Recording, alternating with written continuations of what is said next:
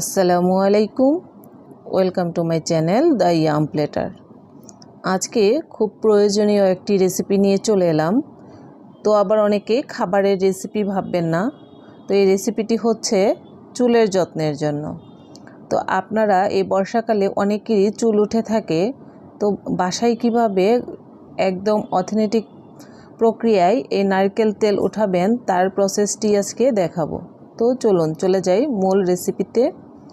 তো প্রথমে আমি বাজার থেকে 4-5টি নারকেল কিনে নিয়ে আসছি। তো এখান থেকে আমি 4টি নারকেল দিয়ে আজকে তেল উঠাবো। তো যখন আমি নারকেল তেল উঠাই তখন একটু পরিমাণে বেশি করেই উঠাই, কারণ 7-8 মাসের আগে আর তেল ওঠানো হয় না। তো আমি একা ব্যবহার করি যেহেতু, তাই আমার এই 4টি নারকেল থেকেই মোটামুটি 7-8 মাসের মতো চলে যায়। তো আপনারা যদি একা ইউজ করেন সেক্ষেত্রে আপনাদেরও এরকমই লাগবে, কারণ খাঁটি নারকেল তেল কিন্তু খুব বেশি লাগে না পরিমাণে চুলে। তো বাজারের তেল অনেক ভেজাল থাকে, তো চুলও উঠে প্রচুর, চুল নষ্ট হয়ে যায়। তো একবার কষ্ট করলে যদি 7-8 মাস ঘরে বসেই তেল ইউজ করা যায়, তাহলে আমি তো মনে করি যে সেটাই ভালো, কারণ তারপরে আপনি খাঁটি তেলটা পাচ্ছেন এবং মনে কোনো রকম সন্দেহ নেই। আবার চুল পড়াও কমে যায়, এই তেল ব্যবহার করলে 100% চুল পড়া কমে যায়। আমি নিজে এটা ইউজ করে ফল পেয়েছি। তো প্রথমে কিন্তু আমি নারকেলগুলো পানিতে আধা ঘন্টার জন্য ভিজিয়ে রেখেছিলাম। তার কারণ হচ্ছে নারকেলগুলো যখন আমি ফাটাবো তখন সুন্দরভাবে প্লেনভাবে ফাটবে, দুইটা অংশ খুব সুন্দরভাবে বেরিয়ে আসবে। তা না হলে দেখা যায় এবড়ো থেবড়ো হয়ে নারকেলটা ফেটে যাচ্ছে, সুন্দর হয় না। তো নারকেলের যে ভিতরে পানি থাকে, তো পানিটা আমি একটি ছুরির সাহায্যে বের করে নিচ্ছি। এই প্রসেসগুলো আমার মনে হয় কম বেশি সবাই জেনে থাকেন। তো আমি সেম প্রসেসে সবগুলো নারকেল থেকেই কিন্তু পানি বের করে নিয়েছি। আর আপনারা তেল ওঠানোর জন্য যে নারকেলটা নেবেন, সেই নারকেলগুলো যেন অবশ্যই খুব বাড়তি এবং ভালো পোক্ত নারকেল হয়। পুরওয়ালা নারকেল হলে খুব ভালো হয়।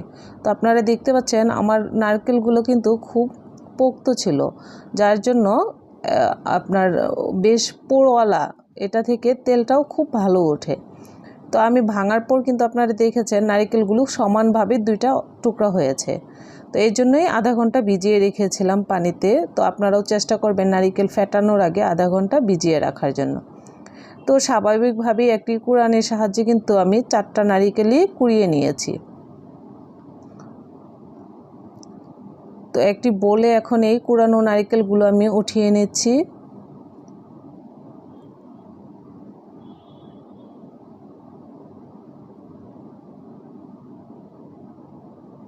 প্রথমে আমি এই নারকেলটাতে কোনো পানি দিইনি, খুব ভালোভাবে হাত দিয়ে মেখে নিচ্ছি, তাতে করে নারকেলের যে ফ্যাট বা আমরা যে দুধটা বের করব সেই দুধটা বের হওয়ার জন্য সুবিধা হবে। নারকেলটা একটু ভালো করে কচলিয়ে নিলে নারকেলটা সফট হবে এবং নারকেলের ছাবার ভিতর থেকে একদম ফ্যাটটা বেরিয়ে আসবে।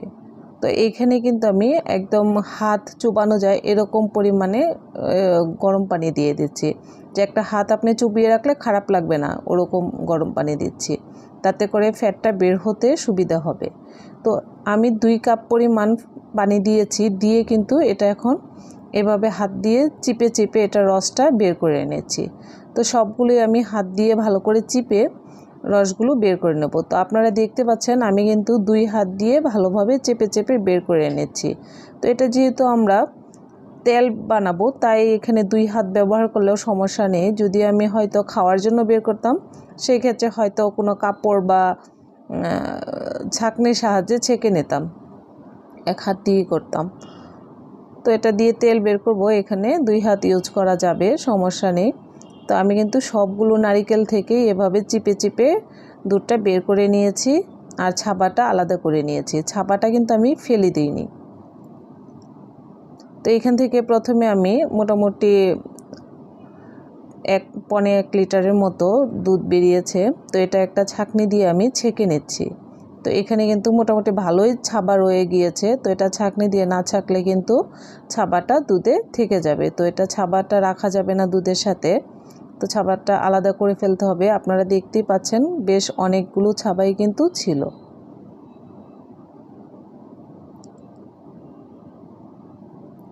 আপনারা একবার যদি ঘরে নারিকেল তেল বানিয়ে ইউজ করতে থাকেন, আমার বিশ্বাস আপনারা আর কখনো বাহিরের নারিকেল তেল ইউজ করবেন না। তো আমি সবগুলো আবারও সেম প্রসেসে কিন্তু হাত দিয়ে চেপে চেপে দুধটা বের করে নিলাম আর ছাবাটা আলাদা করে নিয়েছি। এখন যে ছাবাটা ছিল সেই ছাবাটা কিন্তু আমি আরও একবার দুধ বের করে নেব। তার জন্য একটি ব্লেন্ডারে আমি নিয়ে নিলাম। এখানেও আমি হালকা গরম পানি দিয়ে দিয়েছি, দিয়ে 1 মিনিট 1.5 মিনিটের মতো একটু ব্লেন্ড করে নিয়েছি। এতে করে এটার ভিতরে যে অবশিষ্ট ফ্যাটগুলো ছিল সেটাও বেরিয়ে আসবে।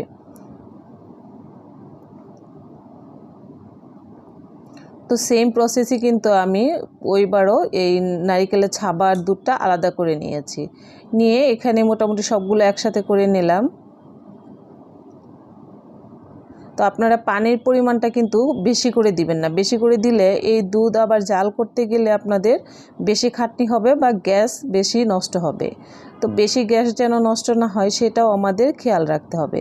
তো আরও একটি চিকন কাপড়যুক্ত ছাঁকনি দিয়ে কিন্তু এই দুধটা আমি ছেঁকে নিচ্ছি। তার কারণ হচ্ছে আপনারা দেখতেই পাচ্ছেন এটা ছাকার পরেও কিন্তু আরও কিছুটা ছাবা ছাবা একদম ছোট যে ছাবাগুলো সেগুলো রয়ে গিয়েছিল। তো এটা দিয়ে ছাকার কারণে কিন্তু সেই ছাবাগুলো বেরিয়ে গেল। এখন কিন্তু দুধে আর কোনো রকম ছাবা নেই। যে কোনো দুধ কিন্তু আমি সব সময় কাপড়যুক্ত ছাঁকনি দিয়ে ছাকার চেষ্টা করি। তো এতে করে দুধে কোনো রকম ময়লা থাকে না। তো আমার সম্পূর্ণ দুধটা বেরিয়ে গিয়েছে, প্রসেস কিন্তু মোটামুটি শেষ। এখন একটি জিপলক ব্যাগ নিয়েছি, অথবা আপনাদের কাছে যদি এই ধরনের ব্যাগগুলো না থাকে সেই ক্ষেত্রে নর্মাল যে পলিথিনগুলো পাওয়া যায় বা পলি, সেইগুলোর ভিতরেও সেমভাবে আপনারা দুধটা রেখে দিতে পারেন। তো সবটাও দুধ যদি আমি বোল থেকে একবারে ঢালতে যাই হয়তো পড়ে যাবে, তাই আমি মগে করে অল্প অল্প করে ভরে নিচ্ছি ব্যাগের ভিতরে। তো আপনারা এটা নর্মাল পলিথিন দিয়েও করতে পারবেন। তো কিছুটা কমিয়ে নিয়ে আমি পুরোটা দুধ কিন্তু এই ব্যাগের মধ্যে ঢুকিয়ে দিলাম। দিয়ে এখন জিপ লক যেহেতু, তো জিপটা আমি লাগিয়ে দিব।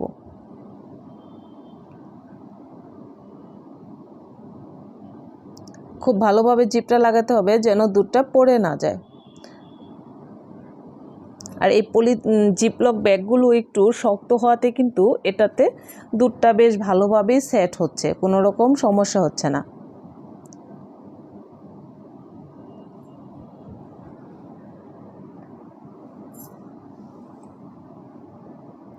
তো পলিথিনে ভরে আমি কিন্তু এটা 4-5 ঘন্টার জন্য রেখে দিয়েছিলাম নর্মাল ফ্রিজে।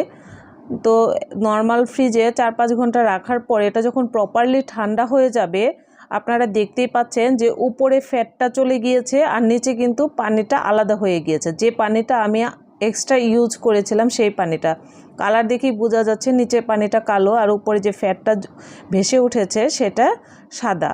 তো এখন এটা পলিথিনে ভরার কারণ হচ্ছে যেন পানিটা আর ফ্যাটটা আমি আলাদা করতে পারি। তো সবটা দুধ যদি আমি একবারে চুলায় জাল করতে যেতাম সেক্ষেত্রে কিন্তু অনেক গ্যাস নষ্ট হতো বা ইলেকট্রিসিটি নষ্ট হতো যদি আপনার ইলেকট্রিক চুলায় রান্না করেন। তার জন্য যাতে আপনার সময়ও কম লাগে, গ্যাসও সেভ হয়, এই প্রসেসে করবেন, আপনাদের সময় গ্যাস দুইটাই সেভ হবে। তো নিচ থেকে কিন্তু পানিটা বেরিয়ে যাচ্ছে, আপনারা দেখতে পাচ্ছেন খুব সুন্দরভাবেই। তো আমি একটি কর্নার দিয়ে কেচি দিয়ে অল্প করে কেটেছি যেন শুধু পানিটা নিচ থেকে চলে আসে আর উপরে ফ্যাটটা পড়ে থাকে। তো আবার লাস্টের দিকে একটু খেয়াল রাখতে হবে যেন ফ্যাটটা দুধের সাথে না চলে আসে বা পানির সাথে না চলে আসে। আপনারা এটা খুব সাবধানতার সাথে এই কাজটা করতে হবে, তা নাহলে যদি ফ্যাটটা চলে আসে তাহলে আপনার লস হয়ে যাবে যে আপনি এত কষ্ট করে দুধটা বের করলেন বা নারিকেলটা কুড়ালেন, তো ফ্যাটটাই তো আমাদের তেল হবে। তো এই ফ্যাটটা চলে গেলে আমাদের লস হয়ে যাবে, যার জন্য এই ফ্যাটটা যেন পানির সাথে না চলে যায়। তো আমি কিন্তু পানিটা বের হয়ে যাওয়ার পরে যে উপরে ফ্যাটটা ভেসে উঠেছিল সেই সময় চেপে দিয়েছি আর যেন বের না হতে পারে। এখন আমি যে পাত্রতে এই নারকেল তেলটা উঠাবো সেই পাত্রতে ফ্যাটটা দিয়ে দিচ্ছি। তো এটা আপনারা দেখতে পাচ্ছেন কতটা ঘন, কালারটা দেখেই বোঝা যাচ্ছে। আর প্রথম যে পানিটা চলে গিয়েছিল সেটা কিন্তু একদম পাতলা তরল ছিল, আপনারা এটা খেয়াল করে দেখবেন ভিডিওতে। তো আর অবশ্যই একটি রান্না করেন এরকম হাঁড়ি না, যে হাঁড়িগুলোতে মিষ্টি জাতীয় খাবার তৈরি করেন ওই হাঁড়িগুলোতে এই মিল্কটা নিয়ে নেবেন। তো আর সমান তলাযুক্ত নেবেন, তাতে করে আপনাদের এই তেলটা উঠতে সুবিধা হবে বা নাড়তে আপনাদের জন্য সুবিধা হবে। তো দেখতে পাচ্ছেন আমি যে জিপলক ব্যাগে দুধটা নিয়েছিলাম, ব্যাগে কিন্তু কোনো রকম ফ্যাট লেগেনি, একদম সম্পূর্ণটাই সুন্দরভাবে বেরিয়ে গিয়েছে। তো এই দুধটুকু আমি চুলায় বসিয়ে দিয়েছি। চুলার জাল একদম মাঝারি রাখি নাই, তার চেয়ে একটু কম দিয়ে চুলায় বসিয়ে দিয়েছি। তো যেহেতু আমার এখানে শুধু ফ্যাটটাই আছে, পানি নেই, তাই এটা আমার জাল করতেও খুব বেশি সময় লাগবে না। একটু ধৈর্য নিয়ে চুলায় বসিয়ে রাখলেই হবে, আর একদম দাঁড়ায় থেকে নাড়তেই থাকতে হবে এরকমও না ব্যাপারটা। আপনি চুলায় বসিয়ে দিয়ে চুলা কম করে দিয়ে আপনি আপনার কাজ করতে পারবেন।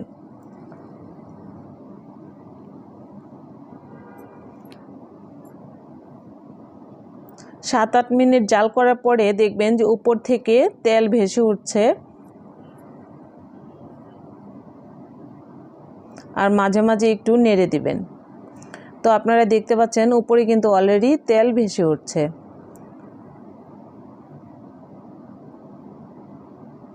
তো এটা কিন্তু কড়া জালের তেল বানাবো, কারণ এটা যদি ভালো জাল না হয় সেক্ষেত্রে আপনারা তেলটা বেশি দিন রাখতে পারবেন না, নষ্ট হয়ে যাবে। আর নারকেলটা যদি খুব ভালোভাবে জাল হয় সেক্ষেত্রে কিন্তু তেলটা আপনারা ফ্রিজ ছাড়া নর্মালি অনেক দিন 7-8 মাস অনায়াসে রেখে ইউজ করতে পারবেন, একদম নষ্ট হবে না। মাঝে মাঝে একটু রোদ্রে দিয়ে রাখবেন। তো আপনারা দেখতেই পাচ্ছেন দুধের ছানার মতো কিন্তু একদম নিচে জমে গিয়েছে, যে ময়লাটা বের হবে, মানে আমরা যে ঘি উঠাই দুধের সর থেকে সেম ওরকমই আপনারা দেখতে পাচ্ছেন। উপরে তেলটা ভেসে উঠেছে আর নিচে কিন্তু ছানার মতো নারিকেলের যে ছানাটা থাকে বা বা ময়লা যেটাই বলেন সেটা নিচে জমে যাচ্ছে। তো আমরা যখন ঘি উঠাই কি হয়, দুধের সরটা ব্লেন্ড করার পরেও কিন্তু ঘি আলাদা হয়ে যায়, বা সরের যে ময়লাগুলো থাকে বা দানা দানাগুলো থাকে সেগুলো কিন্তু আলাদা হয়ে যায়। তো এটা আপনারা দেখতে পাচ্ছেন তেলগুলো কি সুন্দরভাবে সাইড থেকে একদম শুকনো হয়ে উঠছে। তো চুলাটা কিন্তু কম করে রাখুন, বেশি করে দিলে আবার তলা দিয়ে পুড়ে যাবে। তো এই অবস্থায় খুব বেশি নাড়াচাড়ার দরকার নেই, শুধু চুলাটা কম করে আপনারা একটু ধৈর্য ধরবেন যেন তেলটা কড়া জালের হয়। কড়া জালের হলে তেলটা আপনারা অনেক দিন সংরক্ষণ করতে পারবেন। তো এখন কিন্তু আমি উপর থেকে তেলটা নিয়ে নিচ্ছি। আপনারা কিন্তু দেখতেই পাচ্ছেন আমি কিভাবে তেলটা নিলাম, তো সেমভাবেই নিয়ে নেবেন। এখন যে নিচে ছানা জাতীয় নারকেলের দুধের ইয়েটা ছিল সেটা কিন্তু আমি চুলা আরও কম করে দিয়ে বসিয়ে রেখেছি। এখন এটা একদম আস্তে আস্তে করা হবে, আর যে লাস্ট যে তেলটা আছে এটাতে সেটাও বেরিয়ে আসবে।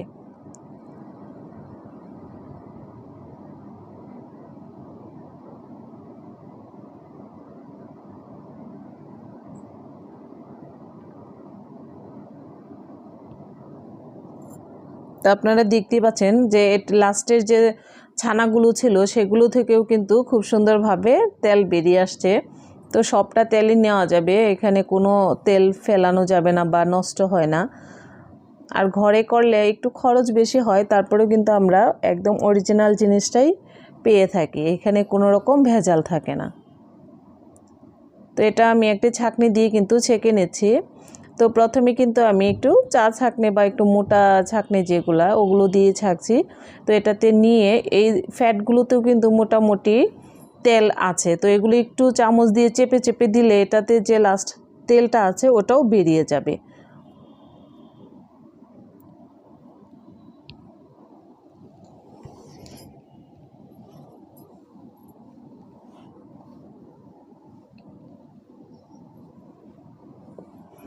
তো আমার কিন্তু 250 গ্রামের চেয়ে বেশি পরিমাণে তেল হয়েছে 4টা নারিকেল থেকে।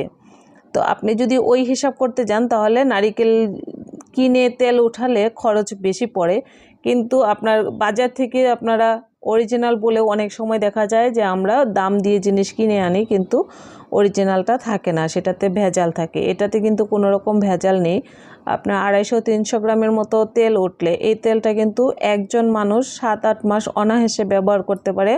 আর আপনার এই তেল ইউজ করাতে চুল ওঠা মোটামুটি 80% কমে যায়।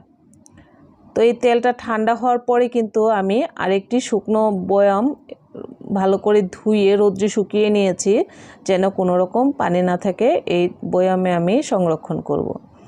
তো একটি ছাঁকনি নিয়ে নিলাম।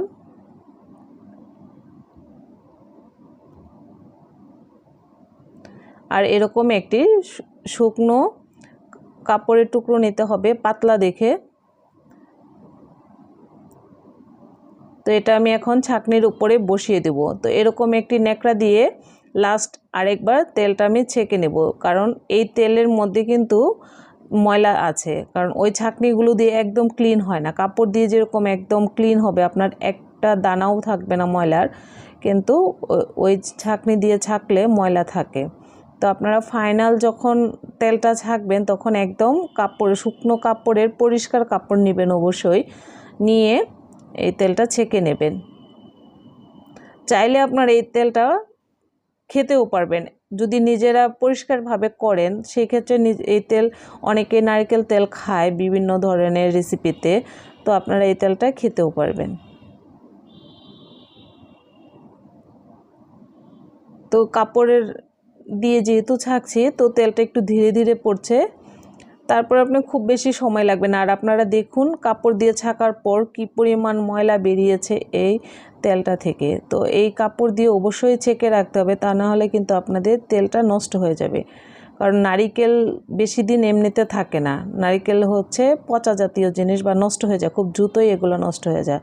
তো এই জন্য একটু কড়া জালের তেল করে তারপর এরকম কাপড় দিয়ে যেন একটা ময়লাও না থাকে, তাহলে আপনারা এই তেলটা 7-8 মাস বা 1 বছর খুব সুন্দরভাবে মেথি দিয়ে সংরক্ষণ করতে পারবেন। তো এই তেলের মধ্যে কিন্তু আমি এরপরে মেথি দিয়ে রেখে দিব এবং মাঝে মাঝে রোদ্রে দিই, যাতে মেথির থেকে মেথির যে ফ্লেভারটা বা মেথির যে গুণাবলীটা আছে সেটা যেন তেলের সাথে মিশে যায়। এই জন্য মাঝে মাঝে রোদ্রে সংরক্ষণ করতে হবে। আল্লাহ হাফিজ।